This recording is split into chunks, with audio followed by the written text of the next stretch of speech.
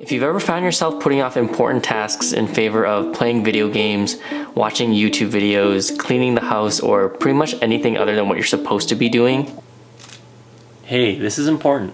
I'm so close to getting it. Well, you're not alone. According to a survey done by Dr. Steele in his book The Procrastination Equation, about 95% of people admit to procrastinating at least some of the time. But what's even more interesting is that there's a subset of that group that considers procrastination to be a defining characteristic of their personalities. The bigger problem here is that not only does procrastination have practical consequences, like leaving you behind in your work or failing to achieve personal goals, a 2023 study of more than 3,500 college students shows that it can lead to other serious mental health problems like depression, anxiety, stress, and even loneliness. This is particularly true in the United States, where so much of our self-worth is tied up in what we do, what we produce, or how much we make. Being a chronic procrastinator can really hurt your self-esteem. It can leave you feeling defeated and feeling like the laziest person in the world. I know, because it's something I've struggled with a lot. In the past, I would describe myself as a person that had a lot of big dreams and goals, but I was never actually able to get the work done, and I never ended up achieving anything. For years, I wanted to start my own side hustle or YouTube channel, but I would always convince myself that I didn't have the time or energy. And on days that I actually did have the time and energy, I would get distracted and I would just end up wasting the day away. After reading dozens of productivity books, I've heard every hack that you can imagine. But what I found really works, at least for me, is focusing on 3 simple things. And I'm gonna go through them now.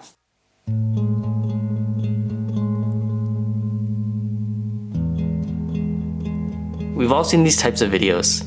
The ones that involve a famous celebrity, athlete, or business person saying inspirational quotes. And don't forget the epic inspirational music in the background. Stumbling upon one of these at the right time can spark something inside us. They can make us actually believe that accomplishing our goals is possible, and it's a powerful tool to overcoming procrastination. This is motivation, and it's the first tool that we have for cracking procrastination. It's really about how we can make ourselves want to do something, or inspiring a belief in ourselves to actually get started. So what are the best ways that we can harness the power of motivation? For me, the first thing that we can do is look at where we're spending our time. They say you're the average of the 5 people you spend most of your time with.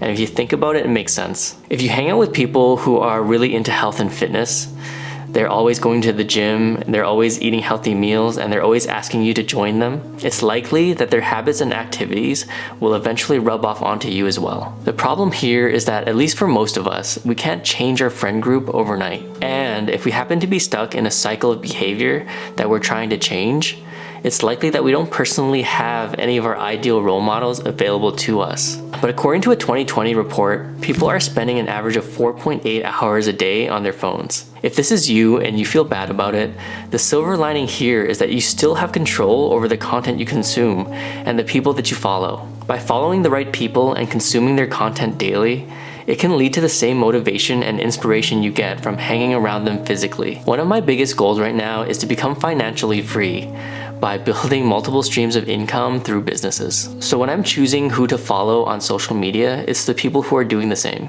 By watching their content and following them on social media, it makes me feel like I'm not alone in the process. And it's a whole lot easier finding these types of people online than it is locally where I am. The one thing I do want to mention about motivation though, is that you can't control when it hits you, and it doesn't last when it does. So the moment that you have any sense of motivation to do anything that's good, use it and start right away, because it usually fades over time. Breaking down the motivation progression, it looks something like this. It starts with a thought. For example, I should go to the gym. Then the motivation. I feel like going to the gym. If all goes right, it finally leads to the action. I go to the gym. If we're only relying on motivation, we usually get stuck at step 2. Our goals usually involve doing things that are hard, and it can be hard sometimes to find the desire to get through them. For me, the best way to describe the word discipline is to skip the second step altogether. In other words, discipline is when you go from the thought straight to the action. For a lot of us, especially for me, it was always easier to do something hard when somebody else was telling me to. Say a parent, a boss, or a teacher is telling us to do some kind of task. We'll usually do it even when we don't want to, because most people do appeal to authority in some way. This idea leads us to our first discipline hack, and that's the coach and athlete.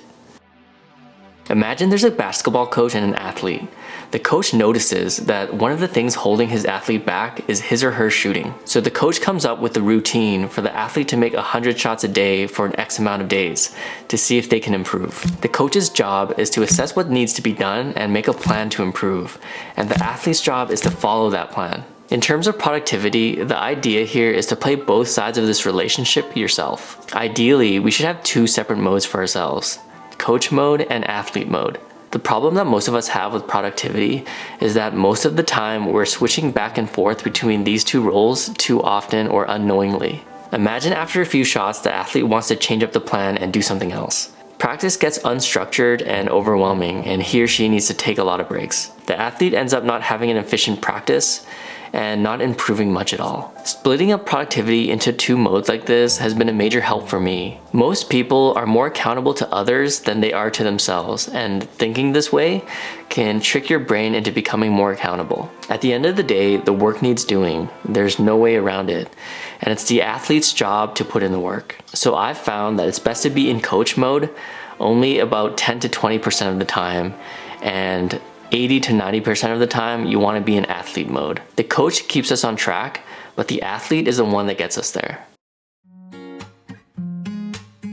Newton's first law, often referred to as the law of inertia, states that an object at rest remains at rest, and an object in motion remains in motion unless acted on by an outside force. In simpler terms, it means that things tend to keep doing what they're already doing. So if you're laying on your couch, doom scrolling on your social apps, the bad thing is that you'll likely continue doing that unless someone or something stops you. But on the other hand, if you're able to overcome the initial friction and actually start working, you'll find it much easier to continue. The breakthrough here is that you don't have to convince yourself to do an entire task.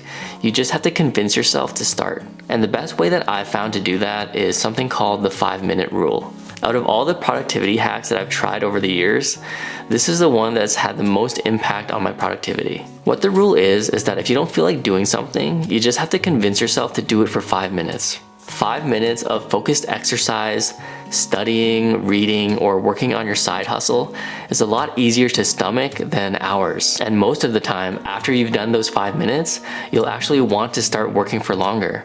And that's great, and that means that you've gone over that hump and you can work for longer periods of time. But if you do a task completely focused for 5 minutes, and after those 5 minutes you don't feel like continuing, not only is it okay to stop, you actually should stop. This rule becomes completely useless if you start lying to yourself, because the next time that you try to convince yourself that you're only going to work for 5 minutes, your brain is going to know that you're lying, and the rule just isn't going to work anymore. So yeah, don't lie to yourself and just commit to 5 minutes. And if after those 5 minutes you feel like stopping, be easy on yourself, because even if you've stopped, you're at least 5 minutes closer to your goals, and 5 minutes is better than 0. We all have extra things that we want to do, but where so many of us fail is actually planning a time and place to do them. It's a simple thing, but you'd be surprised on how often people skip this step. You can say that you want to learn guitar, and you can tell yourself that you're going to practice every day, but the difference between someone that succeeds and fails is knowing exactly when and where they're going to practice. Take a look at your calendar and see when you have time to actually work on your goals. After you've picked a time, the next thing you want to do is pick a trigger to reinforce it. For example, maybe it's after you come home from work, or maybe it's after you finish dinner and clean up your dishes. Triggers or cues are the start of any good habit loop. It's what will help you start a new routine that will hopefully become a new habit. And habits require less discipline, just like you don't need discipline to brush your teeth or to take a shower. If motivation asks yourself, how do I make myself want this? And discipline asks, how do I get through this? Introspection tackles the question that remains after both of them. And that's, is there a deeper reason that you're not doing this? It's really about looking deep inside yourself and finding the root cause of the problem. And a good place to start is by asking yourselves these 3 questions. From the moment we're born, it seems like we're constantly being told what to think or how to behave. With constant pressures from society, it can be easy to get caught up in all of it and not really know what we really want. Maybe you don't want to be a doctor or lawyer, and your Asian parents are just pressuring you to do it. Maybe you don't want to climb the corporate ladder and it just seems like the default thing to do. Or maybe you don't actually want to start a business. You just see a bunch of YouTube people doing it and you're feeling the pressure from that. It's so important to find the real reasons that you want to achieve some goal or dream and make sure that you're doing it for you. One of the biggest reasons that I think people procrastinate is that they're working towards a goal or a dream that they don't even want in the first place. Another reason that people procrastinate is that they just don't have the information required to get them to where they want to go. You want to be fit, you want to start a business, or you want to learn a new skill, but you just don't know where to start. You go out and you look for information, and one thing you read contradicts with another thing that you read, and you're so overwhelmed that the easiest thing to do is nothing at all. One thing that's helped me with this feeling is knowing that there's often multiple solutions to any given problem. When trying to make progress, strive for directional correctness over absolute correctness. If you're trying to lose weight, you probably know that diet and exercise are important. But instead of spending a bunch of time and energy trying to find the absolute best, most optimal diet or exercise program, know that any type of program is better than no program. In the beginning, I found that it's useful to have a general bias towards action, and that the best way to learn anything is to actually try and do that thing yourself.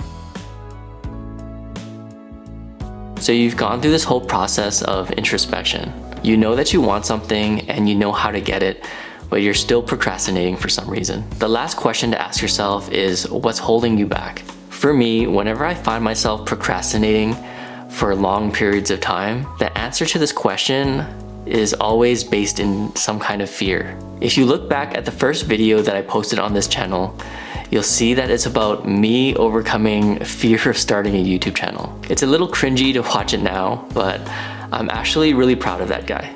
I wanted to start a YouTube channel a lot earlier than I did, but I didn't because I was afraid of failing. But more specifically, I was afraid of failing in front of other people. I was afraid that I would spend all this time and energy making videos and posting them and nobody would watch them. Or people would watch them and they would hate them. Or people that I knew would talk about me and make fun of me behind my back.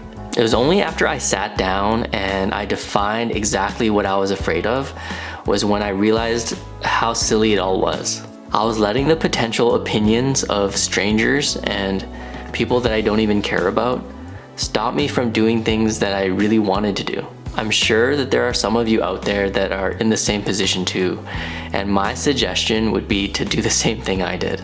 Sit down and put into words exactly what's holding you back. Is it a good reason to not pursue what you want? Maybe it is a good reason, and maybe it's not. But answering that question is gonna get you a lot closer to why you're really procrastinating in the first place. If one of your goals or dreams is to start a YouTube channel, but you're an introvert like me and you have no idea what to make videos about, you can check out this video over here. If one of your goals is to earn some extra money with a side hustle, but you don't know where to start, you can check out this video over here. If not, thanks so much for watching, guys. I hope you found this useful. Take care of yourselves, and I'll see you in the next one. Bye.